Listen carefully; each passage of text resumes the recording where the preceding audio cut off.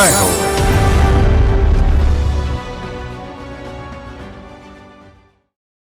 అంతరిక్షంలోకి దూసుకెళ్లే రాకెట్ మన ముందు కొలువు తీరితే, చందమామను చేరిన చంద్రయాన్ లోహ విహంగం మన ఎదుట నిలిస్తే ఆ అనుభూతే మహదానందం.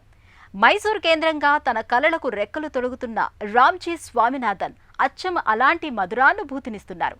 ఉపగ్రహాలు, రాకెట్ల నుంచి రైలు ఇంజన్ల దాకా ఎన్నో నమూనా కళాకృతులను సృష్టించారు. సైన్స్, టెక్నాలజీపై విద్యార్థుల్లోని ఆసక్తి పెరిగేలా మార్గదర్శనం చేస్తున్నారు.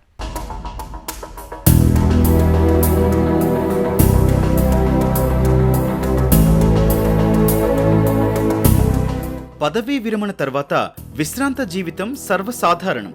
కానీ ఇక్కడ మన కథానాయకుడు రామ్జీ కథ మాత్రం అసాధారణ మలుపు తిరిగింది. రైలు, బస్సు, రాకెట్, ఉపగ్రహం ఏది చూస్తే అది అచ్చం అలాంటిదే చేయటం ఆయనకు బాల్యంలోనే హాబీగా మారింది. రామ్జీచే రూపుదిద్దిన రైలు, రాకెట్ల నమూనా బొమ్మలు రైల్వే, ఇస్రో అధికారుల దృష్టిని ఆకర్షించాయి. ఇంకేముంది, తర్వాత మరో చరిత్ర ప్రారంభమైంది. Model making was my passion from 1962 onwards. నమూనాల తయారీ అంటే మోడల్ మేకింగ్. దీనిపై నాకు 1962 నుంచి ఎంతో అభిరుచి, ఇష్టం. ఆ రోజుల్లో చేతితో చేసే వస్తువులు అందుబాటులో ఉండేవి కావు. కళాశాలల కోసం నేను ఎన్నో నమూనాలు తయారు చేశాను. అప్పట్లో కొన్ని మోడల్స్ ను నా దగ్గర కొనేవారు. అందువల్ల చేతి నిండా పని ఉండేది. అందులో వుడ్ వర్క్ అంటే నాకు ఇష్టం. లోహపు పని, చెక్క పని స్వయంగా నేర్చుకున్నాను. తర్వాత పనిలో ప్రవేశించాను. అన్నట్లు మేము అప్పట్లో పూణేలో చిన్న పరిశ్రమను నిర్వహిస్తున్నాం. 1975లో వివాహం తర్వాత బెంగళూరుకు మకాం మార్చాం. నాటి నుంచి ఈ పరిశ్రమలో మా ఉన్నతి, అభివృద్ధి ఆరంభమైంది. రామ్జీగా ప్రసిద్ధులైన శ్రీనివాసన్ రామనాథన్ పూణేలో మెకానికల్ ఇంజనీరింగ్ చేశారు. నమూనాల తయారీలో ఆసక్తితో కార్పెంటరీ పని నేర్చుకున్నారు. తర్వాత కాలంలో క్రాఫ్టీ జాన్ అనే సంస్థను స్థాపించారు. రామ్జీ పుట్టింది తమిళనాడు రాష్ట్రం తంజావూరు జిల్లా పలమనేరిలో. అమ్మమ్మ, తాతయ్య దగ్గర పెరిగారు. ఆయన తండ్రి పూణేలో ఇంజనీర్. 8 ఏళ్ల వయసులో నమూనాల తయారీపై ఇష్టం, అభిరుచి ఏర్పడ్డాయి. 1952లో తండ్రి తనకు మెకానో అనే ఓ బొమ్మను బహుమతిగా ఇచ్చారు. ఇది ఆషామాషి బొమ్మ కాదు, నమూనాల తయారీకి ఉపకరించే బొమ్మ. ఆ బహుమతే రామ్జీకి మోడల్ మేకింగ్ పై జీవితకాల అభిరుచికి బీజం వేసింది.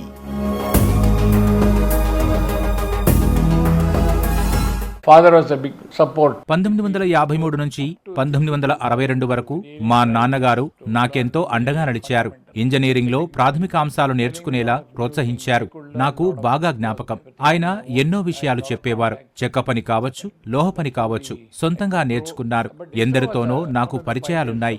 అలా ఎదిగాను. నా అభివృద్ధి, పురోగతికి బాట వేసిన మార్గదర్శక సంస్థల్లో ఇస్రో ముఖ్య సంస్థ. 1967లో రామ్జీ ఇంజనీరింగ్ పూర్తయింది. తర్వాత బెంగళూరు వచ్చేశారు. అక్కడ ఓ హోటల్ కోసం అంతర్గత అలంకరణ ప్రాజెక్టుకు పనిచేశారు. కానీ అది అనేక అనుభవాలను నేర్పింది.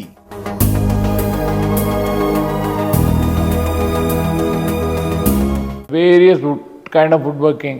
We used to do a lot of work for Bemal. Bengaluru apparel manufacturers association బామా కోసం ఆ రోజుల్లో చెక్కతో ఎన్నో డిజైన్లు చేశాం. 100 మంది బృందం మాది. రాబర్ట్స్ కంపెనీ కోసం తలుపులు, ఫ్రేములు తయారు చేశాం. ప్రభుత్వ సహకారం లేనేలేదు. 1999లో మాకు మా ఇన్వెస్టర్ల నుంచి తప్ప మరెవరి మద్దతు లభించలేదు. ఆ కథను అంతటితో ముగించాం.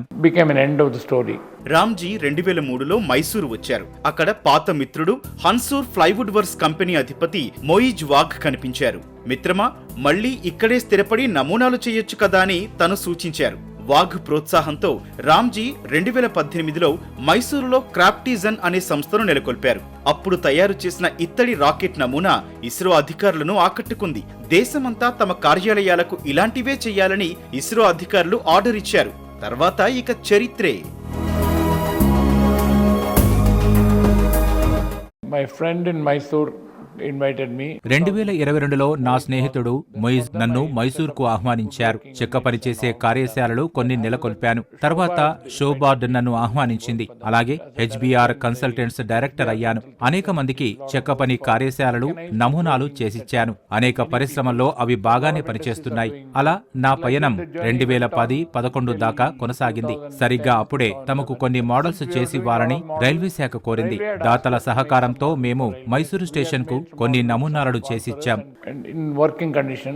రామ్ ఇస్రో కోసం ఇస్రో ఆన్ వీల్స్ అనే రాకెట్లు, ఉపగ్రహాల నమూనాల బస్సును తయారు చేశారు. మన అంతరిక్ష సంస్థ విజయాలను ప్రతి పాఠశాలకు తీసుకెళ్లి పరిచయం చేసే విజ్ఞాన రథాలవి. స్కూళ్ల నుంచి ఆర్డర్లు వరుసగా వచ్చాయి.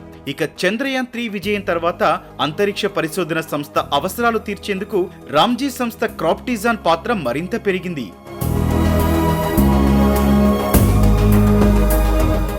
Then ISRO came into picture in 2018. ISRO సంబంధిత మోడల్స్ ను ఎందుకు అభివృద్ధి చేయకూడదన్న సూచనలు వచ్చాయి. షబీర్ వాఘ్ సహకారంతో అనేక పథకాలకు, నమూనాలకు ఆర్డర్లు వచ్చాయి. ఆయనే మాకు స్థలమిచ్చారు. 2018లో 2 ఉద్యోగులతో ప్రాజెక్టును ప్రారంభించాం.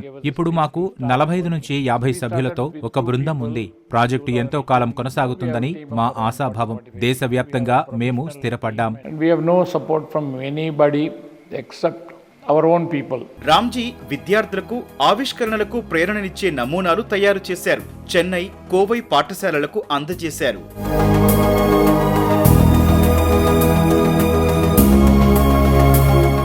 I want the community to grow and I want the industry to be there. సమాజం బాగుండాలి, అందరూ ఎదగాలి. మనం ఉన్నా లేకున్నా పరిశ్రమ మరెంతో కాలం మనుగడ సాగించాలి. ఇప్పుడు వస్తున్న కొత్త తరం వాళ్ళు ఎక్కువ కష్టపడి ఈ పరిశ్రమలోకి రావాలి. ఇక్కడ పనిచేసేవారు ఏకాగ్రతతో కృషి చేయాలి. ముఖ్యంగా వారికి ఒక నమూనా రూపొందించాలనే అభిరుచి ఉండాలి. కేవలం డబ్బుతోనే నమూనాల తయారీ సాధ్యం కాదు. By looking at money alone. తాము రూపొందిస్తోన్న ఈ నమూనా జ్ఞాపికలు విజ్ఞాన దీపికలై యువతలో ఆసక్తి పెంచుతాయన్నది రామ్జీ విశ్వాసం. అలా స్ఫూర్తి పొందిన తరం, యువతరం అంతరిక్ష పరిశోధనలకు నిరంతరం మార్గదర్శనం చేస్తుంది, నాయకత్వానికి మార్గం చూపుతుంది. ఈ దిశగా అవిశ్రాంత యోధుడు రామ్జీ విద్యార్థి, యువతకు నిరంతర ప్రేరణ. No, the message is people must work hard and కష్టపడి పైకి రావాలన్నదే నా సందేశం. ఒట్టిగా కష్టపడితేనే డబ్బు రాదు. రేపటికి ఈ రోజు పెట్టుబడి పెట్టాలి. ఉన్నత స్థాయికి వచ్చేదాకా ఏళ్ల తరబడి కష్టపడండి. అప్పుడు మీరు డబ్బు సంపాదిస్తారు. నా సూచన ఏమిటంటే అందించే ఉత్పత్తి ఏదైనా నాణ్యంగా ఉండాలి. అదే మన ప్రాధాన్యం కావాలి. our priority should be the product.